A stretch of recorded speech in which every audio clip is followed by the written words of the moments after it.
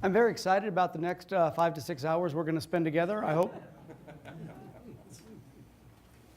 Buck, you said you'd be nice to me. We're not going to do 5 or 6 hours. Well, hopefully, I'll get done speaking before you're done listening. That's going to be my effort to try to share with you. Thank you for being here. I appreciate also you bringing me in. Let's make sure this is working. Today's question, here's the overarching question of what we're going to look at today.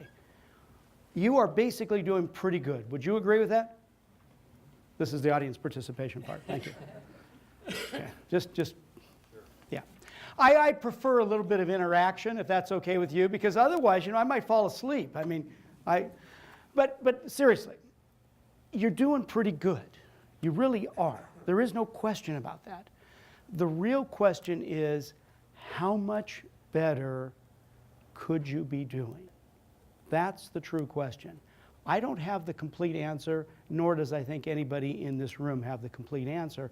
However, I think as we explore through some ideas at looking at alliance relationships, perhaps an answer or 2 or 3 might arrive for each and every person in the room. Part of what we're going to talk about today may be an affirmation that many of the things you're already doing, you're doing correctly, and maybe it'll be something new for you. So let's move forward. I'm going to talk to you about 7 steps for developing alliance relationships. I'm going to talk to you about 4 behaviors for making collaborations work. This is effectively what we're going to be talking about. We're going to be talking about turning your relationships into gold. And in the picture here, we see Big Dog partnering with Little Dog, who they usually don't get along anyway. And then their mortal enemy is the cat that they're bringing into the alliance. And what are they doing? Why are they creating this alliance? To do what? This is the audience participation part again. Steal the cake. Thank you. And what happens when the cake hits the floor? It's every animal for themselves. Okay, but let's bring this into your life. The idea is some alliances come together for a period of time for a particular reason, and they have a sunset, and there's time for them to close. There's nothing wrong with that. Some alliances are longer term. Some alliances maybe have a specific purpose, but they have an expiration date, or maybe some people aren't going to want to renew.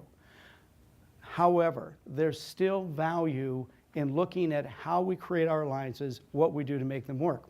And for those of you that are the analyticals in the room, please identify yourselves. Thank you. Just so you know, I've added a few extra slides, so you will probably go crazy, and I apologize for that ahead of time, but I put some more information in this morning, and then after working with your mid-level managers, I've again put even more information in. So there will be a few extra things, but you'll have access to those slides afterwards. So I understand this is a little bit about what your life is about. Are you trying to do more with less? How many of you are dealing with that? And does this kind of a situation create something like this for you, where you feel like you're going from one fire to another fire? Absolutely, absolutely. Well, this chart is probably about as academic as I'm going to get, so you can kind of relax. What I want you to be thinking about and applying everything that we're going to be talking about, the 7 steps and the 4 behaviors through this model. And so ultimately, Spirit wants growth and profitability. Am I on target here? Okay, that's, duh, yeah. And what we're looking at is the various silos and business units. We've got employees that are stakeholders, customers that are stakeholders. You've got various units that are stakeholders, suppliers that are stakeholders, and government always gets into it too. And what we want to do is create alliance relationships among these areas, and they're going to be on the foundation of the leadership, which is you. Now, in California, where I'm from, I am from the land of fruits and nuts, okay, just so you understand who you're dealing with here. We have earthquakes, and we've got some pretty crummy soil. So a lot of times in our foundations, we put pylons in. Now, if you look at these pylons to make even a stronger foundation, things that you need to look at are communication, the respect that you build, the reputation, trust, and mentoring. And that's the friction against the soil. The soil is the economy and the social environment. Now, as you know, or probably know, soil is made up of moisture, organic matter, grain, and rocks. All soil is made up of those 4 elements. And we can equate those to moisture being similar to the economic pressures, organic matter, your Boeing DNA that we're going to talk a lot about this morning or this afternoon, grain, the new technologies, and global politics. This is a model for you to look at. What we don't want to do is see these areas up here. If one area is growing and the other isn't, what's going to happen to the roof? It's going to come crashing down. So we need to look at how do we do this, build these alliances in all these areas. Now, so in your organization, you've got the AeroSystems, fuselage, propulsion, tooling, and aftermarket. Did I miss anybody? No. And you're looking at, okay, how are we going to make this apply to what I just talked about? And here's your collaborative network. Now, when you look at that, I realize it looks like somebody's bubble bath, but this is basically a network of what you're dealing with. These smaller circles might be the different business units. The big circle might be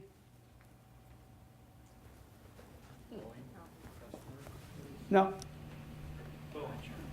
Thank you. Boeing, yeah. The big circle might be Boeing, okay?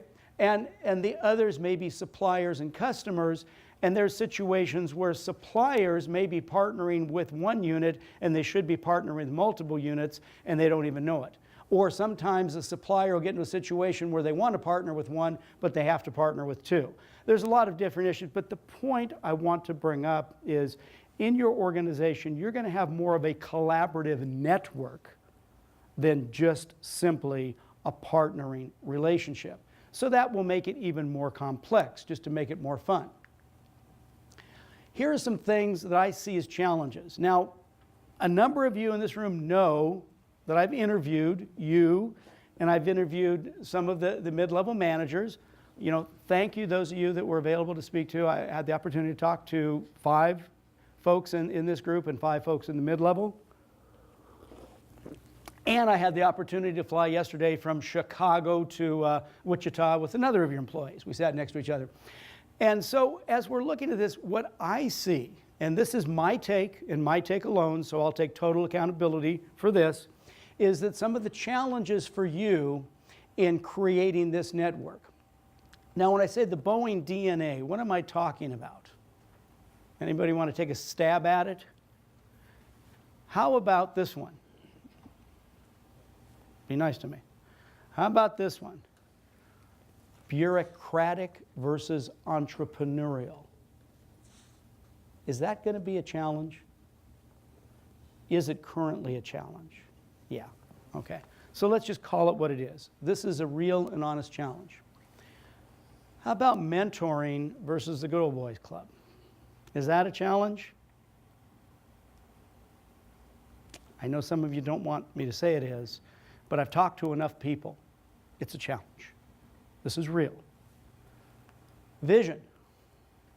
Now, some have a vision, but a lot of people don't know exactly where the company's going. Not sure. Production versus profit, that leads back into the Boeing DNA. And talking to enough people, I see that as a real issue, changing your mindset from strictly a production mindset, get it out on time no matter what, even if it's doubles the cost, versus taking that, balancing it against profit. Okay, it's 1 day late, but we saved, 75%. These are some issues that you're going to have to look at. System standardization. That's become a challenge. A number of people brought that up. One question that I asked everybody that I interviewed, I said, what question should I be asking you? Because I don't know your organization well enough to know what question I should be asking you. And some of this came out of that. Business unit competitiveness and reward structure. We're going to talk about that a bit more later. I've got a fair amount to say about that, so I don't want to get into that right now. but I see that as a very, very large issue, especially in creating interdepartmental partnering. And open communication. Open communication. I've heard a number of comments from people, well, when we were Boeing, the communication, there was good flow, but now that we're Spirit, the communications changed. A lot of communications are locked in business units. So these are some of the things that I would share with you as we're going forward. Let's take the things that I talk about as we're going forward and apply them to how some of the things that I talk about can maybe be solutions to some of these issues. I was actually disappointed this morning. I'll tell you sincerely. In the mid-level managers, I really was disappointed. I gave them an opportunity, and this is not meant to be a slam on anybody, but I gave them the opportunity to share what they wanted to send up to the executive suite. And one thing was shared, which I don't see as a real, earth-shaking issue. And here's the one thing that was shared: review, attendance, accountability. Okay, well, that to me is a little tactic. But what came out of that also was sometimes in what's not said, perhaps is as important as what was said. What wasn't said, perhaps, and I'm just speculating, there was the comment about, well, if we share anything, nothing's going to happen. How do we know anything's going to happen?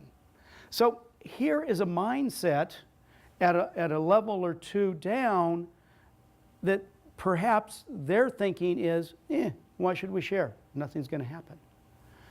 Also, perhaps there's a mindset, an Asian truism that I first learned presenting in Hawaii, is the blade of grass that grows the tallest is the first one to be chopped down. And so perhaps some of the people were afraid to speak up for fear of being that blade of grass. And perhaps there are some trust issues. So these are some things to think about as we move forward. Quote that I'd like to share with you. This was from IBM's Global Services Survey of 765 CEOs. CEOs believe collaboration is absolutely critical, but there is a problem. Although collaborative aspirations were high, actual implementation was drastically lower, citing a lack of skills and expertise needed to partner externally. Many CEOs refer to partnering as theoretically easy, but practically hard to do. Perhaps you may see it the same way. Implementation is a very large issue. It is a huge issue. And as we think of implementation, I'll share with you one day. It was a fall day, sunny fall day. Wished you could have been there with me. Cold air, Yosemite National Park. And as I'm skiing down the mountain, my pure excitement turned into terror. You see, what happened was, I was hired up in Yosemite National Park to be the ski shop manager of the retail shop at Badger Pass, because I had a background at that time in retail. I knew nothing about skiing. So it made sense to me that if I'm going to run a retail shop on a ski area, sell skis, sell ski clothing, it would probably be a good idea for me to learn something about skiing. Would you agree with that? It makes sense. As I'm chatting with a number of the different ski instructors about my personal little problem, none of them really cared, except for Doris. Doris was in the group. She was kind of the grandmother of the group. And she said, well, Ed, why don't you follow my class, and I'll give you some tips, and at the end of the day, you should be able to ski down the hill. And I said, okay, great, that's super. So here I am, my day with Doris. Here's Doris, the ski instructor. And there's kindergartner, kindergartner, kindergartner, kindergartner, kindergartner, and me. Now, I'm 22 years old. I don't know how many of you remember when you were 22, but there's this little word, ego, that kind of slows us down. Well, at the end of the day, I'm watching these little rugrats scamper around, and they're doing a heck of a job. I mean, I'm looking at these kids, and they look good. They look like they know how to ski. I assumed that I knew how to ski. As I'm going down the hill faster and faster and faster, and understand, my fiance was there, and I was going to impress her with my new ski skills, who was Austrian, who learned to ski when she was 5. Okay. As I'm going faster and faster and faster, and all of a sudden, it must have been a mogul the size of a Volkswagen, and I'm flopping around. Back in those days, we had ski straps. So what were the skis doing to the back of my head? So I'm going down the hill. Finally, at the bottom of the mountain, I stop. At least gravity stopped me. And I'm pulling the snow out from my goggles, and there I looked up to the mountain, and my fiance had fallen too, laughing at me.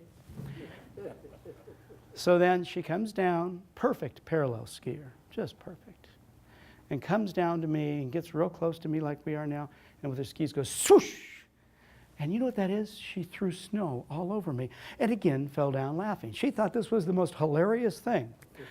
Now, I've got in a situation as a young man, I've got to make a decision here. This is a pretty critical decision. Am I going to get up and try this puppy again, or am I going to have a temper tantrum and pounce off the mountain? So what would you have done? That trying again is a good idea. I didn't do that, but that's a good idea. No, I stomped off the mountain. Here was the problem. I thought I had the tools to implement the idea of skiing down the hill safely. Many of you perhaps may have a toolbox of tools that maybe you haven't used for a long time. Or perhaps maybe you've tried to implement something lately, and maybe the implementation didn't go well. And sometimes when we do that, we think that the idea is a bad idea. Well, I'm here to suggest to you that perhaps your method of implementation was flawed rather than your idea being flawed. In that situation, my method of implementation was flawed. I did not have the skills. Sure, I went back to Doris's class, back to the kindergartners, took another lesson, tried to remember what she said about how to turn the skis, how to stop the skis. And by the end of the season, I could ski okay. And yeah, my fiance, she went ahead and married me, and 34 years later, we're married. So, all worked out well. I mean, I'm not complaining or whining about it. However, just to get you thinking about, sometimes when we want to implement, if we don't have the skills, not that the idea is bad, but maybe just the skills were flawed. This is the model that I'm going to share with you, the 7 steps for implementing an alliance. Now, as you look at it, it might appear a little bit complex, but it's quite simple. This first box here is talking about the areas which fit under research and acquisition. It's the find it phase. Now, overlapping this box is the business development area, the get it phase. And then the large purple box, again overlapping, is the alliance management creating value phase. So just to get you thinking, there are different aspects of your organization that are going to kick in at different places, and there will be some overlap. This is important that you acknowledge this, because if you don't, the implementation doesn't work well. Because as an example, if you wait to bring alliance management in after the agreement's already done, you might have a problem. Because some of the things that alliance management can tell you need to happen aren't going to be in your agreement. So in looking at this, we're going to spend some time going over all this, needless to say, but monitor is the first, educate's the second, select alliance type, organize, agreement, implementation, and maintenance. So just look at that, and I know that these boxes are not on your handout. You may want to draw them in, totally up to you. Alliance value cycle. Now, if we look at monitor, educate, select, cross, as you probably know with anything else, there's a value curve.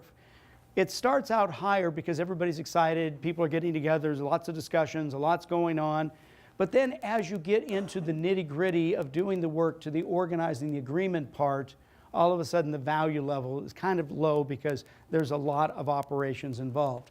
Once we get into the implementation and maintenance, it starts kicking back up. And at this point, it's really up to you how well your alliance management team does, whether it goes up or goes straight out. Step 1, monitor, identify.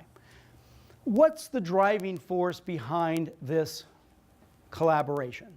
Now, whether it's an interdepartmental collaboration or a collaboration externally or a supplier collaboration or a customer collaboration, doesn't matter. What's the driving force behind the alliance? Why are we doing that? So here are some suggested ideas that I don't have to go through each and every one of them for you, but obviously production. Now risk sharing, everybody's familiar with the 787 project and what Boeing did there, brought the partners in to share the risk, giving them long-term benefit. Okay, great idea. Now also down here on the bottom, any of your interdepartmental partnering, minimizing cross-unit redundancy may be a real important thing to you. But you have to look at why is it that we're doing this? Just creating an alliance for alliance sake is really kind of valueless. It's a lot of work and there's not a whole lot of benefit. Alliance type. Last year, Association for Strategic Alliance Professionals, which is the association of alliance managers and directors internationally, they did a study, and what came out of it, across actually globally, the types of alliances, 48% were co-marketing, 14% research, 13% distribution, 11 supplier, down to 10 for co-production, and then 4% were various other alliances. Just to give you an idea of what's going on globally. In the educate phase, let's think about this. The people that are involved with the alliance, if the people involved have a perception that this is going to hurt them or hurt their job or hurt their possibility for advancement, what's the chance of them participating at a high level? Not a good one. What's the chance of them having an emotional ownership? Not a real good one. So what we want to look at is making sure that as these different collaborations are being created, the people that are involved, especially in the day-to-day aspect of making it work, make sure that they have the education to know how this is going to not only, one, affect their life, but more importantly, two, benefit their life. And then what you're going to look at is the cultural, strategic, and the operational fit. How this alliance, how that organization fits with your organization. Culturally, which are some issues, strategically and operationally. Operationally, one of the issues that you're dealing with right now that a number of people brought up is, as an example, when different customers come in, different systems, different mechanisms, and it creates a little bit of a challenge. Continuing a step further, the need for, now as we're looking at the other side, we have to get all of the alliance people looking at, this is not in your handout, sorry. You have to get all the alliance people thinking about on both sides, how do we work as if we worked for one company?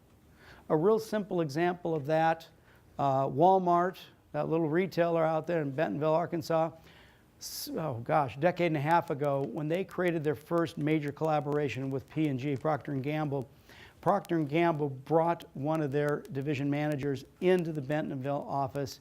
He lived there. And he and the procurement officer from Walmart were rewarded in a different way. They were rewarded on the total dollars they did together, not on how the procurement person squeezed the P&G person, not as far as the P&G person on shoving stuff through the distribution cycle that ended up coming back, but how much business they did together. Make sure that we start looking at the alliance counterparts on another side, whether it be interdepartmental or in another organization, that they start understanding how each other operates, makes decisions, allocates resources, shares information. These four areas here are crucially important, because if the other side does things completely different and counterintuitive to how you do things, will there be conflict in the alliance? Do you like the little doggies in the back of the car? Go, yeah, sure, absolutely. Okay, so we're going to create guidelines using the above. Terms. You know, I never forget, and it was really embarrassing to have to share this with you, but several years ago, I ordered some stationery from a catalog house, and it was sent, and some of it was damaged. So I call up the stationery company. I want to send it back. And the customer service person was saying, well, we'll send you an RA. And I go, I don't want an RA. I really want you to take this back and give me the right stuff, because the person in the warehouse that packed it this way that ruined it should be shot. And then she kept going on and on and on about sending me an RA. Finally, I guess I was starting to get a little bit pushy, and she said, sir, an RA is a return authorization. I go, oh, that's what you're talking about. Oh, that's what I wanted. Oh, sorry, thank you, yes, please send me an RA. Now, okay, so I was dumb. But however, I didn't understand her jargon. How about your partners? Are they understanding your jargon, and are you understanding their jargon? Words have meaning. And up front, define the relationship desired, and this is real important. As you're looking at your partners, what's the criteria that you want in an alliance partner? Because I'm going to talk more about alliance partners in just a minute. But what is it you're trying to have? Be clear on what it is you want of that partner, what core competencies they're going to bring to the table, what core weaknesses you have that you can share with them. Fred Hassan, I'll give you another CEO quote. Their organization has been very successful in alliances. He says, alliances require ways of working with partners that are very different from what is required in traditional business relationships. Now let's just stop for a minute. Think about that. Okay, in a traditional business relationship, we do things a certain way, perhaps it's hierarchical, but in an alliance relationship, things have to be different. It says the future will belong to those companies that embed alliance management capabilities in the fabric of their culture and how they do business. Embedding alliance management capabilities talks about how we are willing to work with another company, how we are willing to be flexible. And I'll share some things with you a little bit later on an alliance with HP and Microsoft and what their different perceptions were with each other. I'll share that with you in just a little bit. Now, number 3, let's look at what kind of alliance relationships we're gonna get into. Now, some alliance relationships demand less attention from the executive suite. Other relationships demand more attention.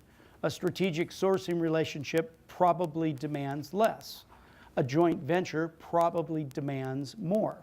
So in looking at what kind of alliance relationship you're going to create, again, if it's a strict strategic alliance where two entities keep their individuality, they come together to do an activity together for an opportunity, okay, that is one event. Maybe a simple alliance is we're going to just work together on this little aspect. Maybe a joint venture, or when two entities are going to come together and create a new third entity. So think about that as you're looking at how you want to go about it. In the due diligence, this slide I created in Bangkok last year. I spent a half hour in a 2-day session talking about due diligence and talking to people with English as a second language. And I know that I'm from California. My English may not be the same as yours. But in dealing with people English as a second language, after a half hour talking due diligence, this woman put up her hand and says, I don't get it. So I drew this and got him thinking, and it was kind of like at that day, note to self, more charts and graphs. But let's just look at how we're going to look at our partners. So we have an offering partner, and we have an accepting, or hopefully an accepting partner. And what we need to take that through in searching the partners, here's the key. Okay, everybody knows SWOT, strengths, weaknesses, opportunity, threat. That's old, that's nothing new. The way you want to use it, though, is you want to take that through each silo of your organization that will be involved. Your financial department may need to be involved. Your legal department may need to be involved. Your HR department may need to be involved. Marketing department may need to be involved beyond just production, because these other stakeholders in this alliance may know more or have more information about that partner than do you. Also internet searches, what's being said about this potential partner. So when you take it through, the key is, if you pick your partners wrong in the beginning, I can pretty much guarantee you, you're going to have problems. And the success rate of strategic alliances right now is only at about 50%. So, you know, you really want to do a lot of the things right from the get-go to give yourself a better opportunity for success. So each side does that. Okay, then we've got our offer, then we've got our counteroffer, and then finally we move into working together. But if you don't take it through the various silos of your organization, I guarantee you, you will have a problem. I don't think this is in your handout either. I put this in additionally. In organizing, some things that I wanted to share with you beyond what I had put in the handout is, let's talk about governance a little bit. We have to look at governance, especially your size organization. That's an important aspect of what you do. You have certain rules, regulations, laws. You've got some issues that maybe not everybody out there has. So you have to look at that and define the leadership roles clearly. Again, in alliance relationships, this gets really, really fuzzy. And the more fuzzy it is, the more chance that the alliance is not going to work. Accountability, okay? Again, who's accountable for what? Conflict resolution mechanisms built into it from the beginning. The old way, oh, let's get together, let's have a handshake and and you know, want you guys to work with him. And then all of a sudden, you know, it all goes into the, you know what, and well, how come? Well, gosh, you know, perhaps maybe we should have checked some of these things out first. Framework for the plan. What about the team structure as far as the team that's going to be involved with the alliance? Elements for collaboration. How about an alliance summit? Every alliance should have a yearly summit, and in two ways. There should be a summit where the folks within spirit involved with that alliance get together and talk about what's working, what's not working. And additionally, there should be a second annual summit where your folks and the folks with the other organization, whether it be silos or business units or whether it be an outside company, because it's this getting together, the breaking of the bread, that allows problems to be resolved. And once you start knowing people on the other side of the alliance and you know your counterparts, what's going to happen when things go awry, rather than seeing them as a faceless person trying to get me, trying to, you know, you see them as a person that you met somewhere and they're a nice person and they're not trying to hose you, something just happened. And your propensity to be willing to work your way through it becomes much greater. Shared learning events, and what about a lot of companies that are really taking alliances to very high levels are creating complete intranet programs for a repository for alliance knowledge, to where from business unit to business unit, whatever the business units have learned in the alliance, in building the alliance, in managing the alliance, in implementing the alliance, that information is shared with others. So from unit to unit, we're not recreating the wheel. Communication. You've got some communication challenges here, folks. Okay? You do. I mean, hate me for saying it, but you do. So culture is part of it. Technology is also part of it. And as you're building your alliances, again, whether we're talking internal or external, these are two really big issues that have got to be dealt with. And if they're not dealt with from the get-go, you can be guaranteed that there's going to be problems on the outside. This heading, prepare for change, okay? You know, I know, we all know things will change, okay? Nothing's stagnant. Everything's changing. And the same thing in the alliance, there will be change. And even to the point of transitions to where maybe your alliance partner will not want to renew the relationship for various reasons.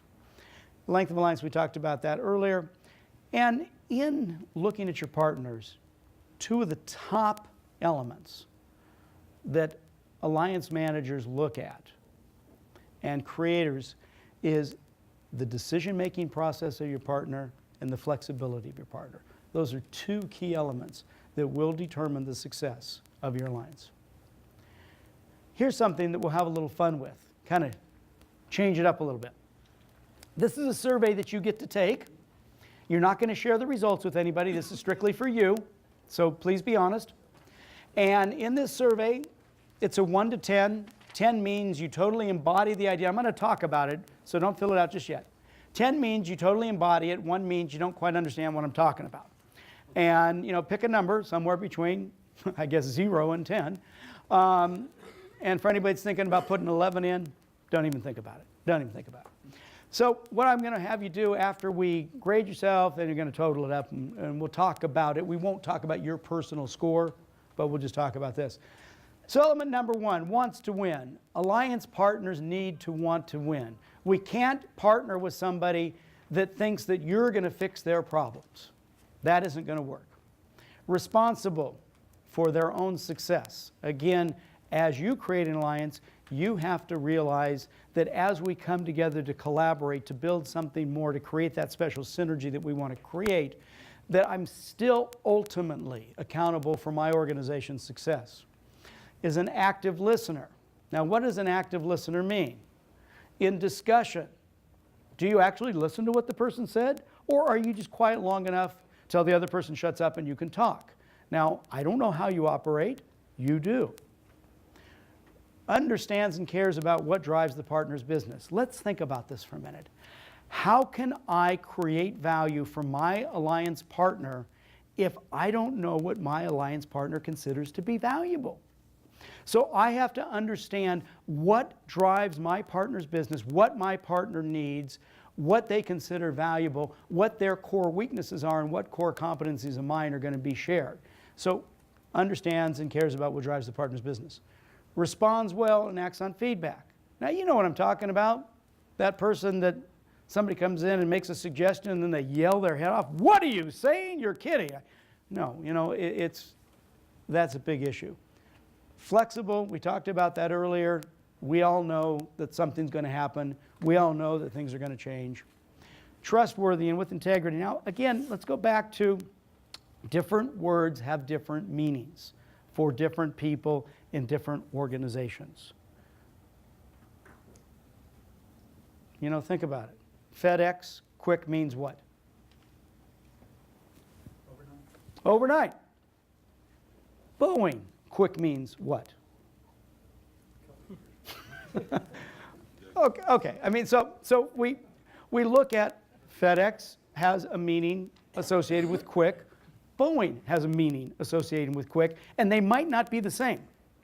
They might not be the same.